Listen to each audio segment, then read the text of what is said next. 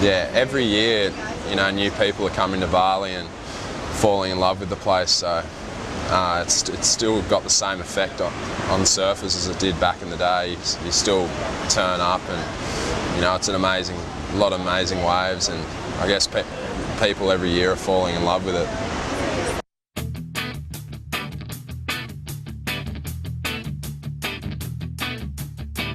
I'll leave head first. This party's like a sense of occasion, from bad to worse. This time I'm beyond persuasion. I'm one of those Sunday drivers, but I'm starting to lose control. I'm running from your arrival, not ready yet, ready yet. Another face you don't recognize somehow. I don't expect you to understand, but I can see it written on your eyebrows. You wouldn't even want to shake my hand.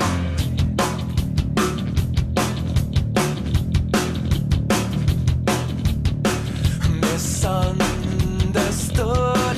Now the people should know you better. They say you should. Back neck tailgaters. I'm one of those Sunday drivers, but I'm starting to lose control. I'm running from your arrival, not ready yet, ready yet. Another face you don't recognize somehow. I don't expect you to understand, but I can see it written on your eyebrows. You wouldn't even want to shake my hand. Shut down!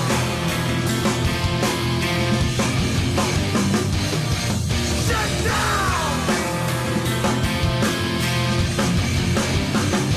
You're gonna break down! You're gonna break down!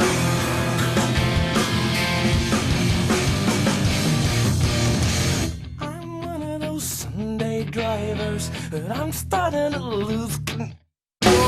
I'm running from your arrival, not ready yet, ready yet. I'm one of those Sunday drivers, but I'm starting to lose control. I'm running from your arrival, like an idiot, idiot, idiot. Sunday!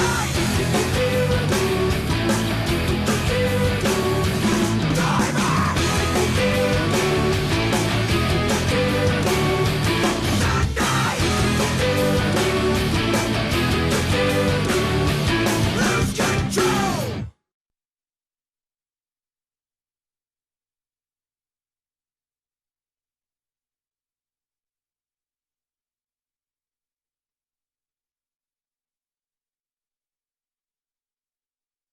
Yeah, no, I've never been to Bali, and I think I'm probably maybe the only Australian that's never been. Like, I was sitting on the plane and crew were like, I can't believe you've never been. Everyone said it. So, I mean, actually coming here and, you know, surfing the Bukit and surfing in Ulus, and I'm kind of like, I don't know why I've never been here. So I'm glad I'm here now though.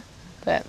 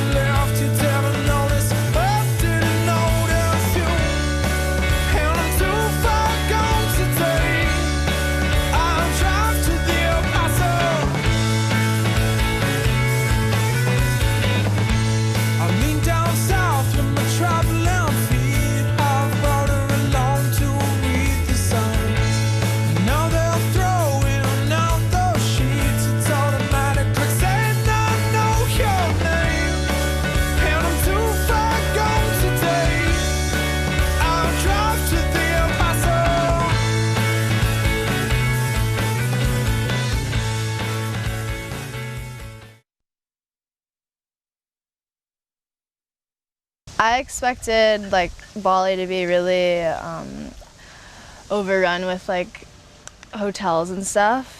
And when I got here, it's totally different than what I expected because there's like not really any hotels and everything's like little roads and stuff. So it's really nice to like come to a place like this and spend like some time.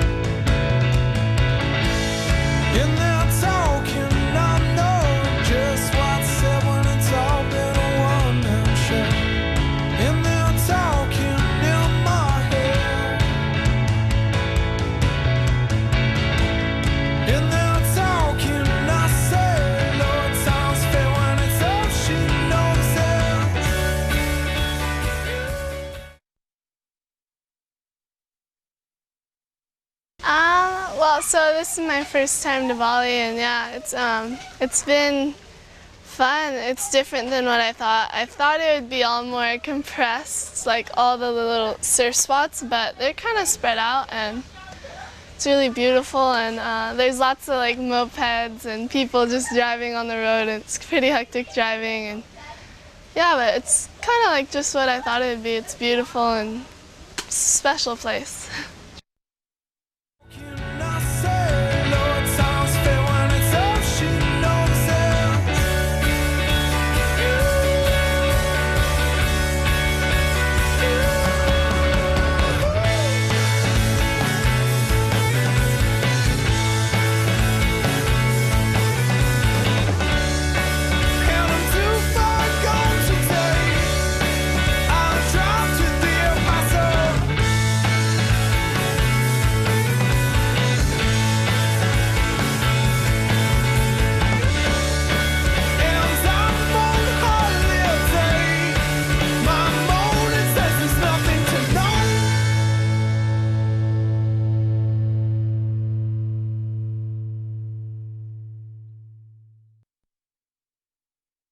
Because people don't expect me to do what I do a lot of times, and I'll just paddle out and they'll just be like, oh, she surfs with one arm, and then I like go and do some turns or whatever, and they're kind of a lot of times blown away. And it's cool, you know, I believe that, yeah, I have the goals to make a profession through surfing, and but at the same time I know that I can inspire people that don't have hope in life, and they can see what I'm doing, and then maybe they'll go out and do what they want to aspire to do. So it's really cool that, like, even if I don't do really good in the contest, maybe I'm helping someone by just paddling out there.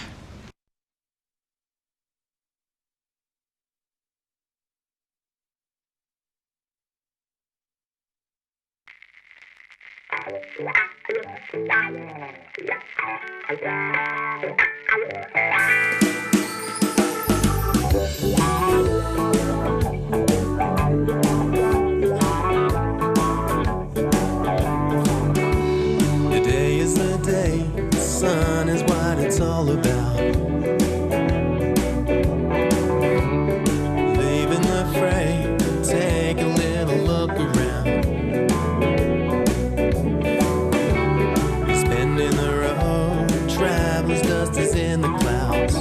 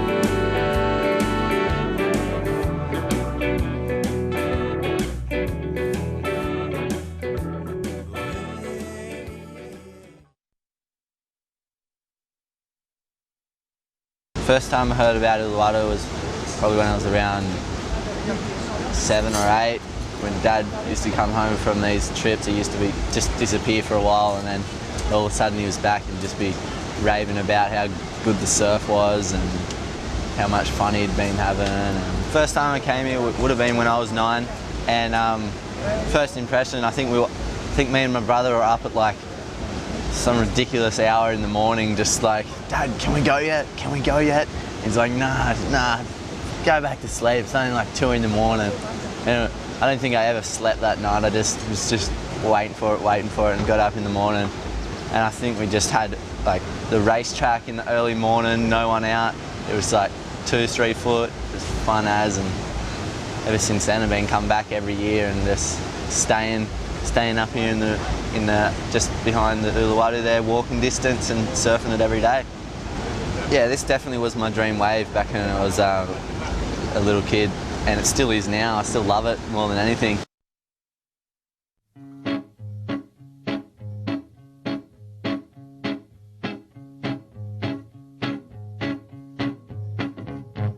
Brother, hold your head this way and bust to the front of the line. You catch your eyes before you get inside, you'll never be allowed. People got a name for us, 'cause we escaped the strain of the days. Always stretched at the sides and bend in the middle, but we never ever break. But if you're feeling that way now, or if you ever feel so inclined, skip past the door of boring 40 summers and rise. So if you wanna lose your frown, or your name or even your face, lick up a dream that seemingly sings with wisdom beyond breath. Come and have a drink with us, a little wine or a nice champagne. Oh, thanks, that's nice, and I would decline, but at night things seem to change. Oh, people got a name for us, 'cause we escaped the strain of the days. We stretched in the mind and filled up our eyes, and we'll never be the same. But if you're feeling that way now, or if you ever feel so inclined, kick in the shins of all the fucking movies and rides. So if you wanna lose your frown, or your name or even your face, lick up a dream that seemingly sings with whistling neon breath. Alright.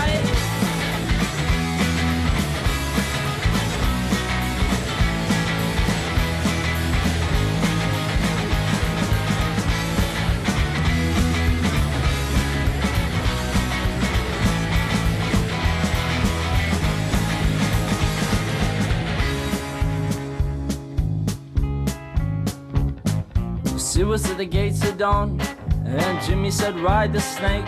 So we bent our spoons and out of the moon to find what science replaced. And it turns out I ain't that much, though I may have missed it in the haze. All it drifts in the mind and fills up your eyes, and you'll never be the same.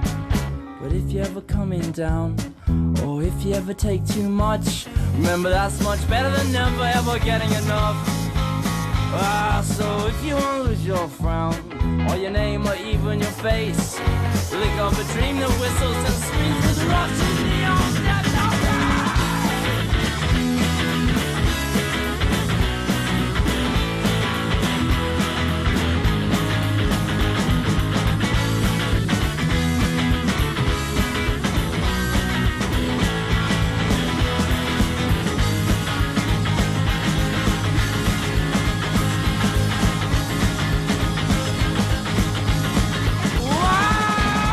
Your spirits go, and you are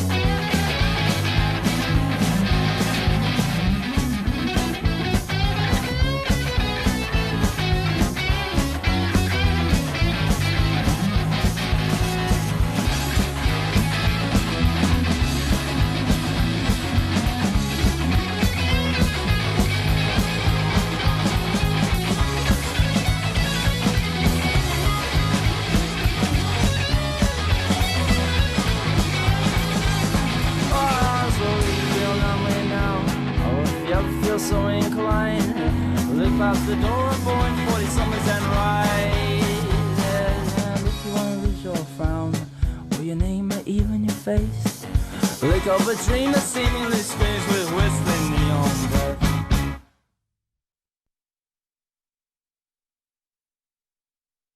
Kramis and Canggu and all that. It's like the funnest places. Like, it's so many varieties. You can get barreled, pond, hacks, whatever. Like, it's just a good little playground. It's all good for your surfing, so it's all good.